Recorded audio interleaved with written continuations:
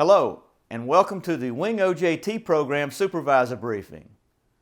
Now this briefing is for supervisors who may be new to the Wing or first time in a supervisory responsibility, and we'll help break down what your roles will be in the process, your trainers, and your employees, what's expected of each person in the process.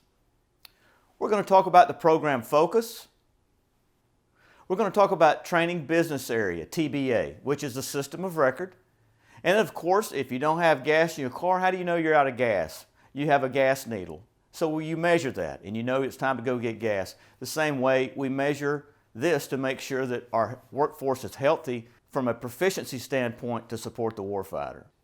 So we'll be talking about the 448 Supply Chain Management Wing OJT program metrics, the SOT, to give you a breakdown of those and know what they look like. All right, so let's get on into this briefing. So the first thing, the program focus. Now the program focus, we are focusing on task proficiency. And as you can see from the pyramid, that task proficiency goes from the GS4 up to the GS12 and sometimes GS13s. Training Business Area is a system of record for the Wing OJT program. This automated system has been used by the Air Force since the mid-2000s. As a supervisor, you will select tasks for your employees on their individual training plan for their specific workload, meaning you can tailor it to what that employee does on a day-to-day basis to support the warfighter. The CJQSs, which we will talk about here shortly, are comprehensive task lists that have many different work functions within them. For the 2010 example, you have D200A and D200C, you have NWRM, PICA-SICA, PRPS, MIPRS. Now, while those are all valid tasks and someone within the Wing, or maybe a lot of people within the Wing, do most of those tasks, not everyone does those tasks. Therefore, you're able to tailor it to what your employees do at their desk to make sure we're focusing our training on what is needed to support the warfighter. Documentation for a task proficiency is a digital signature within the program. And again, we'll go into that a little bit more in depth as we go on through this briefing. TBA is a roles-based system. For the work that you will do as a supervisor, you will go in the Work Center Supervisor role. And your trainers, if you assign trainers to train your employees, they will go into the trainer role. And for the employees, they will go into the trainee role when they're going in to document for a task that they have received training on. All right, so we're going to go a little deeper into TBA. We're going to talk about the CJQSs, the Command Job Qualification Standards. As you noticed, I mentioned earlier about the different types of tasks that are in there. These are comprehensive task lists. We have many people doing different functions, but not everyone does the same functions. So we capture all of those tasks on the 2010, the 1101, the 1670, the 346, and we also have a CJQS that represents the 948 Supply Chain Management Group and many of the individual functions that are done within the 948. So these lists are very comprehensive. Doesn't mean someone's going to have to learn everything, but we have to account for all the tasks that are done. Now we are able to update this listing in real time. If we need a reference changed, if we need to change the task a little bit, we're able to go in there and update that in real time. We have access to the system. We don't have to wait, send it to someone and submit it. We are able to update those independently and get real-time updates when we do that. One of the other goals with the Wing OJT program was to make sure that we've got readily available training for employees for tasks that they may not do a whole lot. Maybe it's a step-by-step procedure. And as we all are that way, if we don't go into a system on a regular basis, we can forget the steps. One of the focus areas that we are doing is creating just-in-time training modules. Now these just-in-time training modules could be a video, much like you're watching now, of going through a process and understanding that navigation, and you could have it on one side and then actually doing the work on the other. It could also be a PowerPoint, a CBT, a Word document, whatever fits the practicality of that task. That's the kind of just-in-time training module that will be created for those. As a supervisor, when you go to review these individual training plans and the CJQSs and you're assigning trainers for employees to get trained on, we're not necessarily focusing on one person going around training everything on everyone. We're not looking for that super item manager to go train all the item managers in your work center on how to do a task or how to do all the tasks.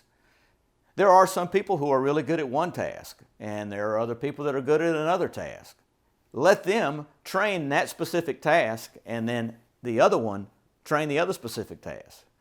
So that leads us to the point that you will go in and add multiple trainers to an employee's record. And we'll talk about that a little bit more in depth as we start really getting into the process and where everyone fits in.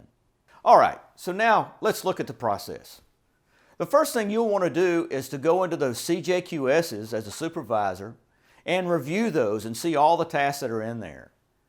And from that list, you will build your master training plan. You will review those lists and you'll select the tasks that you know are done in your work center. Now, if you're a new supervisor, this is a good opportunity, if there's already a master training plan in there, to review what is already being done in your work center. Now, if you're establishing one for the first time and you may not know what needs to go in your master training plan, this would be the opportunity for you to work with your leads and to create your master training plan to find out what the tasks that are done. This also helps you as a supervisor to understand actually the functions that are being performed within your work center. So once you've created that master training plan, you will then go and create the individual training plans. Now, these individual training plans are going to be tailored to each specific desk for each employee. So you may have one employee that needs MIPRs as one of their tasks, and one employee that needs PRPS, and another one that needs NWRM. You're going to tailor them. There's probably a lot of tasks that are alike, but there are going to be some specific tasks that relate just to one desk and one workload. So you want to be cognizant of those as you go through this list and are building the individual training plans. All right, so you've built your master training plan, you've built the employees' individual training plans.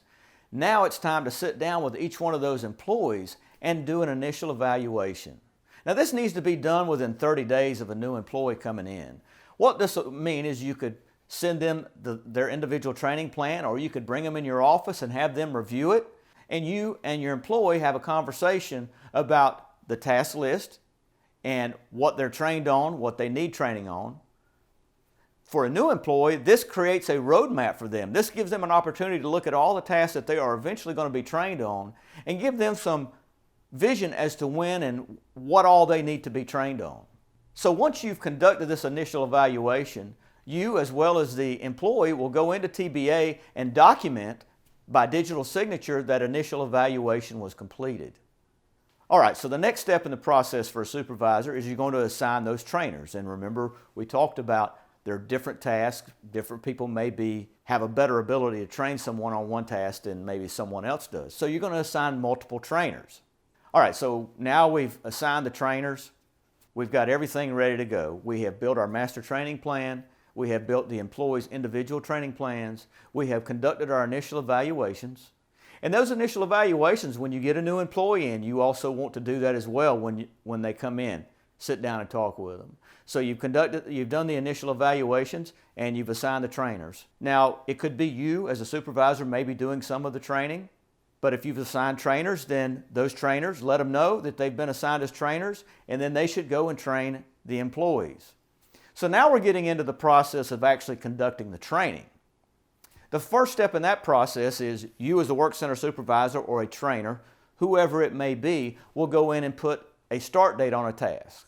Now I will say, when you put a start date on a task, it is important to remember that you're doing it for the specific task that you're going to train. One of the problems we've had in the past is supervisors have gone in and put a start date on every task. This cuts into one of your metrics that we're going to speak about earlier. I would advise you only to put start dates on tasks that you know you're going to start, because it's a simple click to start all of them at one time, but to remove those start dates, you have to do each one individually.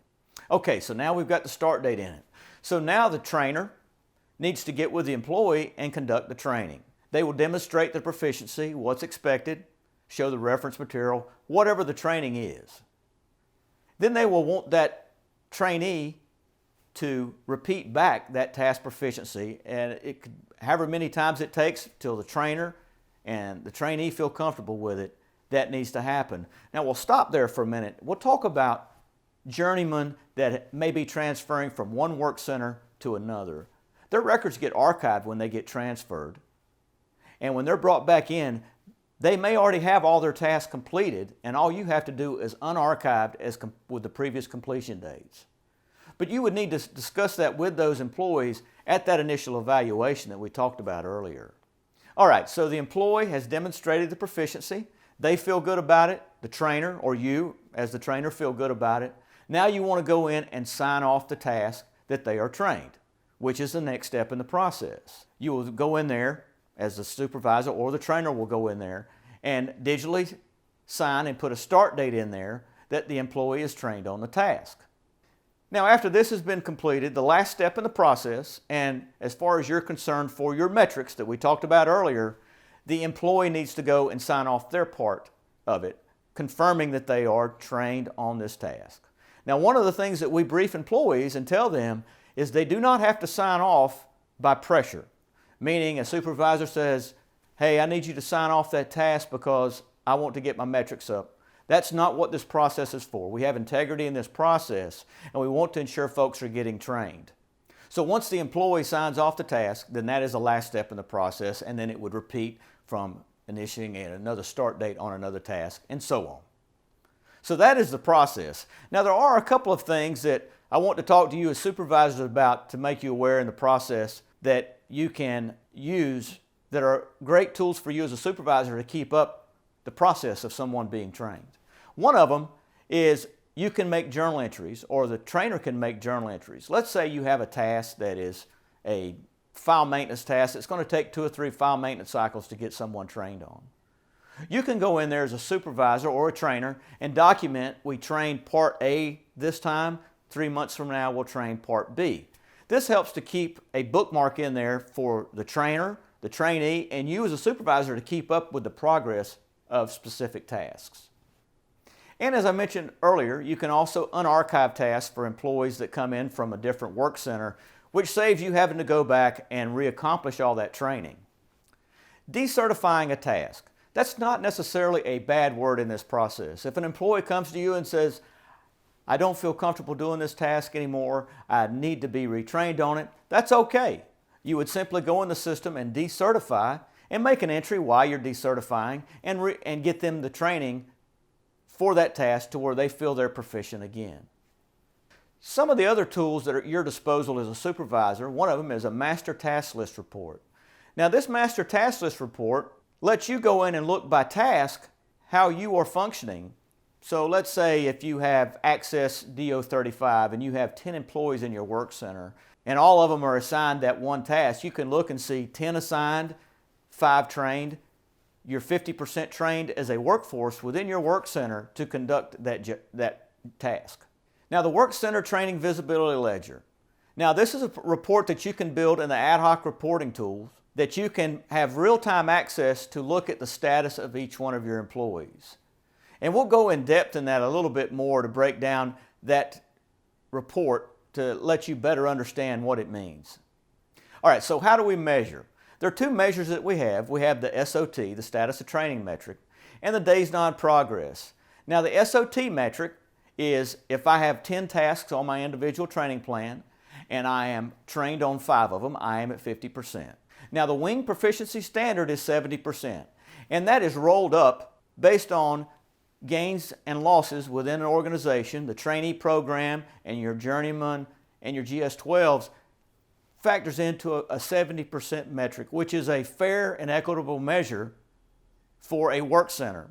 Now, we have broke down metrics for different levels for a GS-7, 9, and 11. There's different progression metrics that you will see in your monthly metrics that you get to understand where they are at. The other metric is the days non-progress. Now, this days non-progress metric, this is the day since any last activity. So if you have an employee who is, let's say, a GS7 and has 300 days of non-progress and at 0%, that would be an issue and concern for you. You would want to understand, why do I have an employee as a GS7, 300 days of non-progress and 0%? So this allows you to go in and investigate to find out what the shortcoming is and to rectify that, to make sure that we are getting the training to these employees so they can better support the warfighter. Okay, So, if you have any questions, please don't hesitate to ask. You have a WDO TBA OPR rep at each site, and you can also contact me if you have any questions.